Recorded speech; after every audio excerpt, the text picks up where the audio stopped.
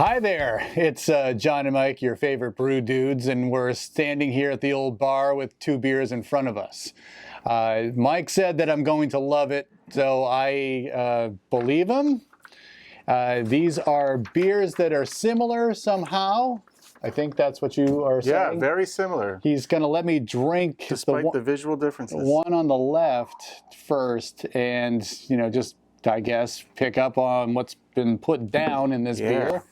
And then I guess I'll drink this one too, and somehow these are connected. Awesome. So I'll let me start drinking you this. You get sampling. The lighter color beer is just for reference, but the real focus is this beer, is the darker one. Okay. Okay. So this beer style, this beer in particular, is something that I'm so excited for you to try. This is a beer style I guarantee, I'm almost 100% positive you have never had it before in your life. Okay. Almost impossible to find it commercially. It is an American beer style.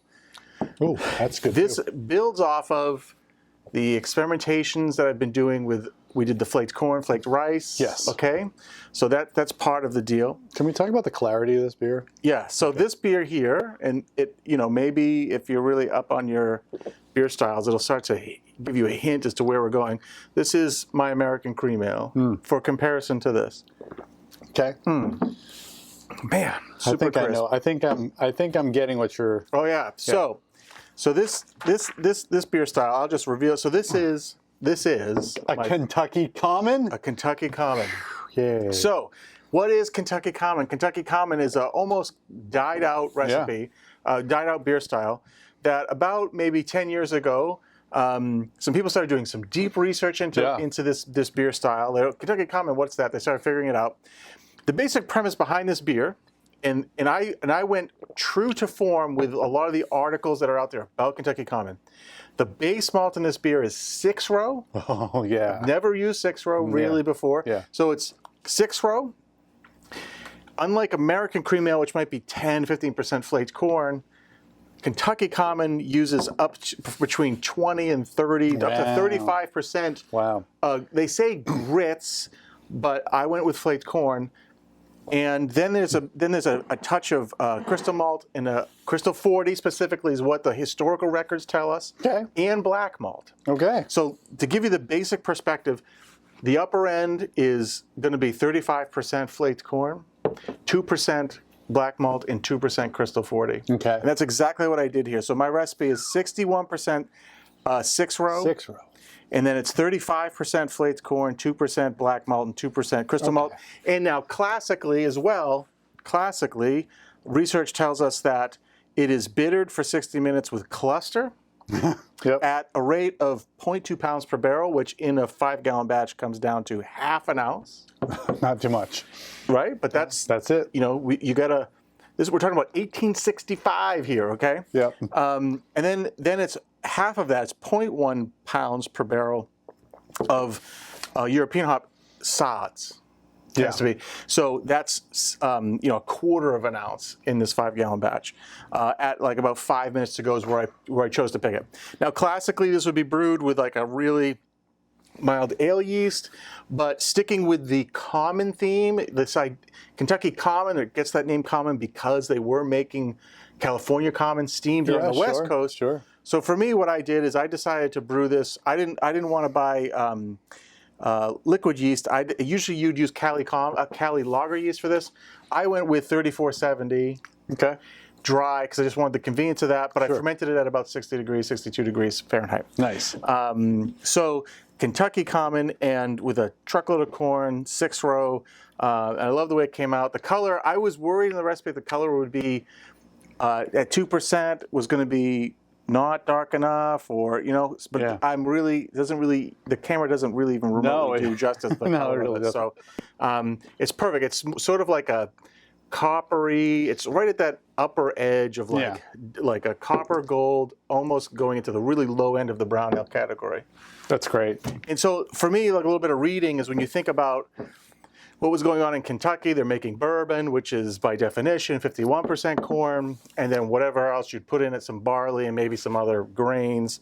But I think what's happening historically is they would be running some of that mash, some of that wort off of those mashes, putting it aside and making a beer just for the distillery and stuff like that. And the rest of it would go for fermentation in bulk and then distillation later. So that's sort of like where the style of this beer comes from. And then I wonder too, I haven't seen any references to this, but just adding a little bit of color here. The black malt was generally added to deal with the high carbonate water in Kentucky. But I think it also helps achieve sort of like in that area, that genre, a bourbon-esque color. It has no bourbon-type flavors to it, stuff like that, but that's what it is. But a look, but it's all about the look. That's great. So I'm going to take a sip of this. What do you think about this? I think, well, right off the bat when I tasted it, I thought it was great.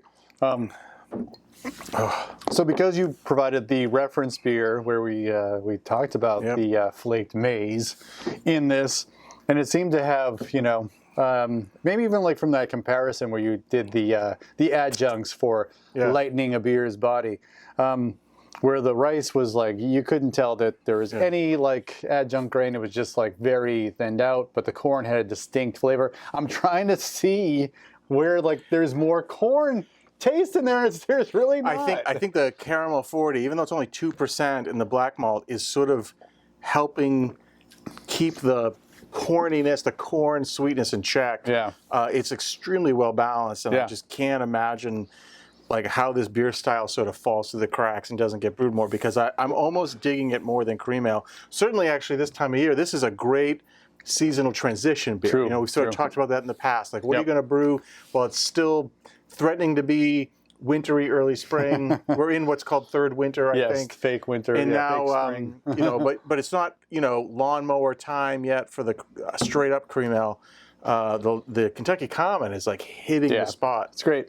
And for as little hops that are in there, it still, has a nice hoppy, there's a hoppy note to it that is balanced along with the caramel flavors from the Crystal 40 or the Caramel 40, whatever you put in there. Yeah, I get a subtle continental spice aroma from the hop character, even though it's like really low. But I think it's that high amount of corn and the lager fermentation is just making it clean enough that comes out. A little spice, and this has been ready.